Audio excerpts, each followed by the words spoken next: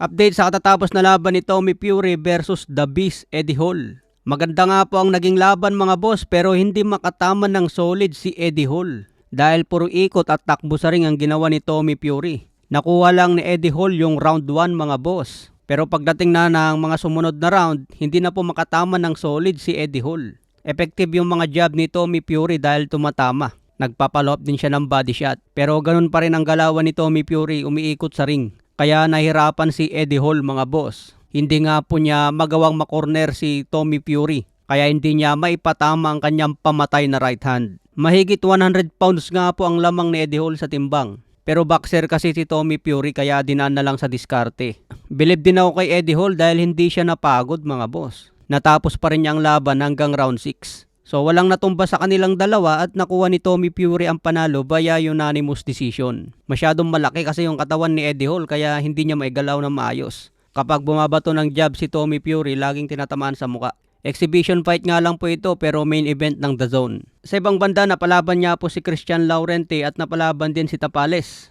Binugbog nga po ni Tapales ang kalaban niya na si Dexter Alimento. Sa round 1, 3 beses bumagsak si Dexter Alimento. Pagdating sa round 2, 2 beses ulit bumagsak hanggang inawat na ng referee. Sa ngayon, may bagong kartada na si Gabriel Tapales na 10 wins, 7 KOs, may 2 talo. Edad 23 ito at kapatid ni Marlon Tapales na dating unified champion. Samantala si Dexter Alimento may bagong record na 13 wins, 9 KOs, 15 losses. Mas marami pa po ang talo kaysa panalo. Kung baga sa exam mga boss, bagsak ang score.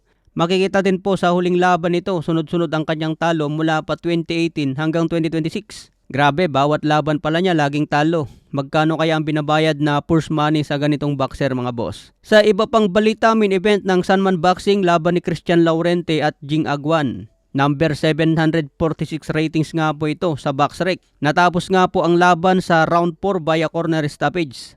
Sa round 4, tinamaan ng body shot si Jing Aguan. Naramdaman niya ang sakit kaya nag-backpedal siya. Sa buong laban, ginamit ni Laurente ang mabilis na jab, footwork at counter.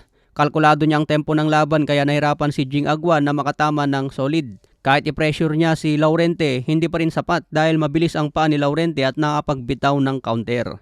Kaya matapos ang round 4, tinigil na po ng corner at natapos na ito via TKO. May kartada si Laurente na 16 wins, 10 KOs, wala pang talo. Si Jing Aguan naman 7 wins, 3 KOs, may 4 na talo na. Sa iba pang balita, batikang trainer na si Robert Garcia nagbabala kay Jaron Ennis bago lumaban kay Xander Zayas. Ayon kay Robert, kung hindi magawang saktan ni Jaron Ennis itong si Xander Zayas sa mga unang round at umabot pa ito hanggang dulo, delikado na raw si Ennis dahil may lakas at palaban si Xander Zayas. Hindi ito madaling sumuko at determinadong manalo. June 27 ang bakbakan sa super welterweight at nakataya dito ang WBO at WBA ni Xander Zayas. Kaya abangan po natin ang matinding bakbakan. Okay mga boss, follow for more updates.